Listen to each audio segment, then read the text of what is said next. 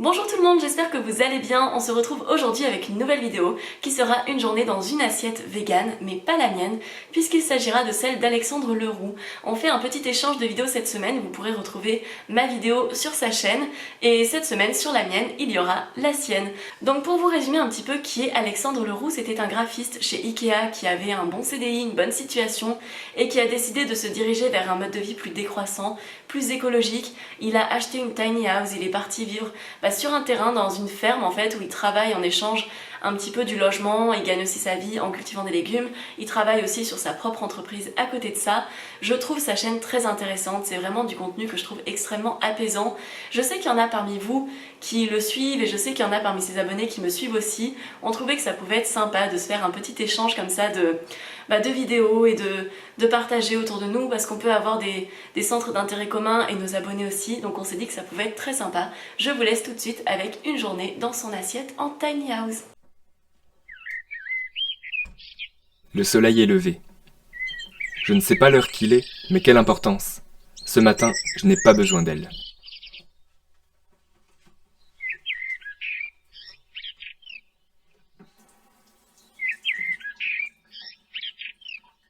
Après une nuit tout entière, boire un verre d'eau fait simplement du bien. Je commence ma journée en douceur, tout seul, comme pour dire bonjour à mon corps. Et j'entame mon petit déjeuner avec un aliment dont je raffole, l'air bonifiant de l'aurore.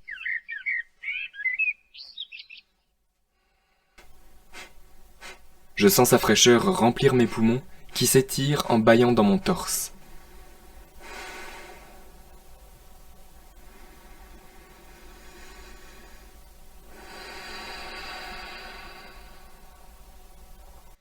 Salutations, cher soleil! Ça ne se voit pas, mais je tourne actuellement toutes mes pensées vers cet astre étincelant. Quelle joie de l'avoir comme compagnon ce matin! J'adore l'énergie du jour naissant. Je ne sais toujours pas quelle heure il est, et c'est important de ne pas la savoir. Ça me permet de profiter de tout, comme par exemple d'aller récolter mon petit déjeuner.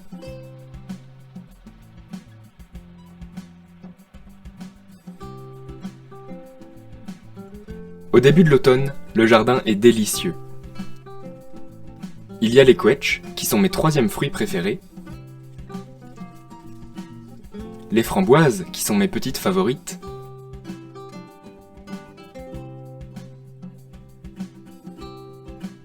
et les pommes, en quatrième position tout de même. Dans la chambre froide de la ferme, il y a parfois des fruits et légumes invendus dont je peux me servir pour éviter le gaspillage. Et là, il y a une banane. C'est parfait, je vais pouvoir me faire un miam aux fruits. Le miam aux fruits, c'est un petit déjeuner végétal équilibré et vitalisant. Je commence par préparer mes fruits et les laver. Écraser la banane dans le bol jusqu'à ce qu'elle soit réduite en purée. J'ajoute une cuillère à soupe d'huile de colza et une d'huile de cameline. On peut aussi utiliser de l'huile d'olive, de noix et de sésame pour varier les goûts et les apports nutritionnels. J'ajoute une petite cuillère de curcuma en poudre, cette épice a plein de vertus, comme d'être anticancérogène. Le reste de la recette est très simple, coupez en petits morceaux tous les fruits et ajoutez-les dans le bol.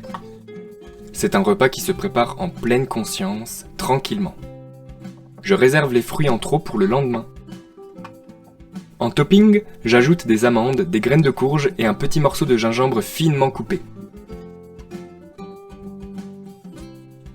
Dans cette petite pochette, je range du maté. Ce sont des feuilles de thé vert broyées extrêmement finement, si finement qu'elles doivent être mises dans la tasse directement, comme du cacao dans du lait. C'est prêt, il ne me reste plus qu'à prendre le temps de déguster.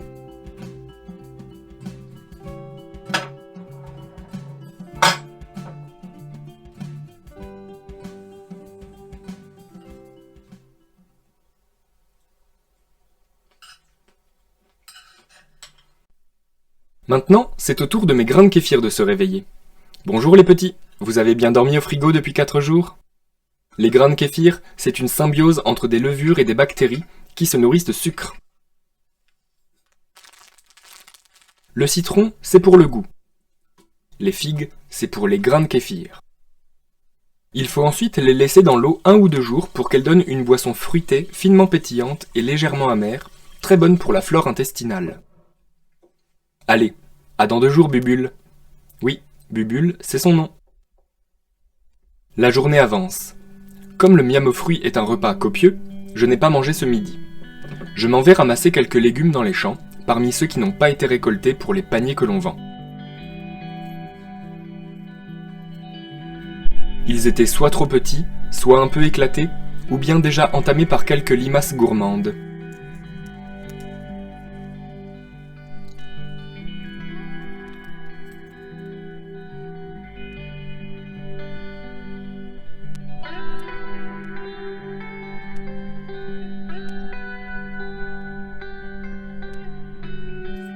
Sous la serre, je sais qu'il y a aussi des poivrons à récupérer.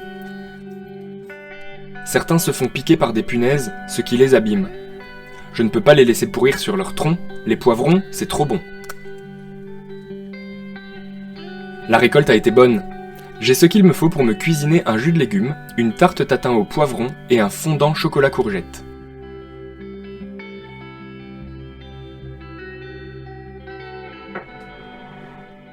Je commence par laver correctement les légumes pour enlever la terre. Puisqu'ils sont bio, je ne vais pas les éplucher, hormis les endroits qui ont des accros. Je fais revenir les légumes à la sauteuse pour les pré-cuire avant leur passage au four sous forme de tarte. J'ai fait la pâte brisée moi-même, vegan et sans gluten. J'y ai mis de la farine de sarrasin, de riz, de la fécule de maïs, de l'huile d'olive, du beurre de coco fondu et de l'eau.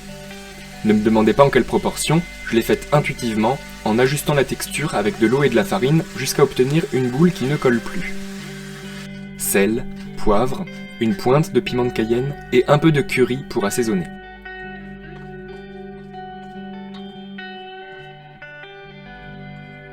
Une tarte tatin, c'est une tarte à l'envers. Les légumes sont placés au fond du plat, la pâte par-dessus. Ce n'est pas la peine de dorer la pâte puisqu'elle sera retournée après son passage au four, une quarantaine de minutes à 180 degrés.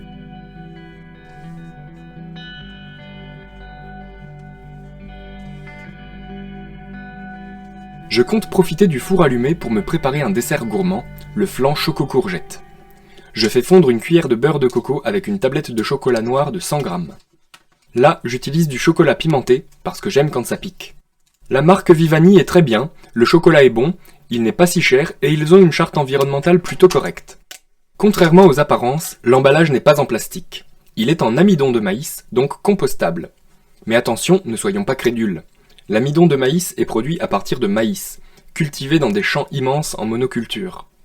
Même en partant du principe qu'il est bio, cela détruit la vie du sol et occupe une surface agricole pour fabriquer du plastique organique. Il génère moins de CO2 que le plastique, certes, mais il reste un produit manufacturé énergivore. Pour limiter notre impact écologique, rien de mieux que de limiter notre consommation. Je râpe ensuite la courgette. Celle-ci est jaune, mais cela fonctionne avec n'importe quelle courgette. En plus, la couleur importe peu, puisque de toute façon, le chocolat rendra le gâteau tout marron.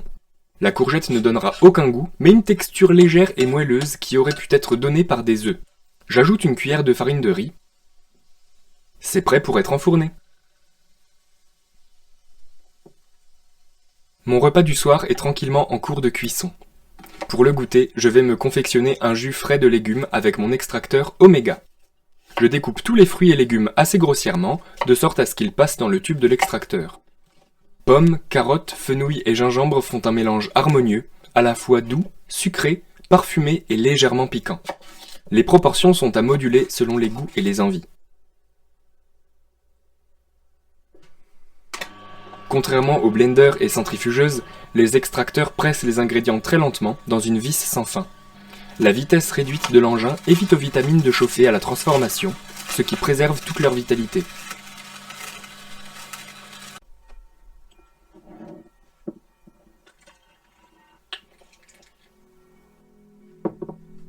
La tarte est cuite.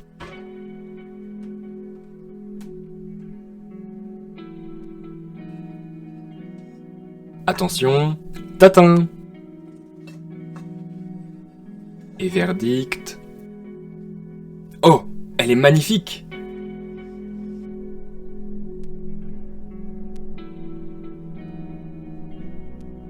Le flan aussi est prêt. Je le décore avec quelques framboises du jardin, ça se mariera bien avec l'amertume du chocolat.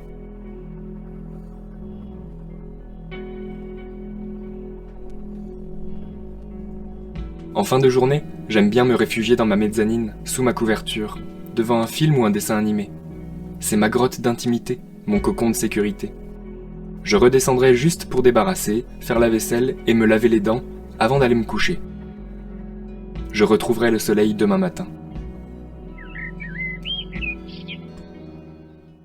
Et la vidéo touche à sa fin, j'espère que comme moi vous avez beaucoup apprécié ce moment aussi relaxant. Je trouve que ces vidéos sont incroyablement relaxantes, ça met dans un moment de détente, il est extrêmement zen et c'est hyper agréable à regarder. N'hésitez pas à aller vous abonner à sa chaîne, suivre son contenu, il fait vraiment de très belles choses, son mode de vie est très inspirant. C'est pas parce qu'on a un mode de vie différent qu'on peut pas s'inspirer de celui des autres.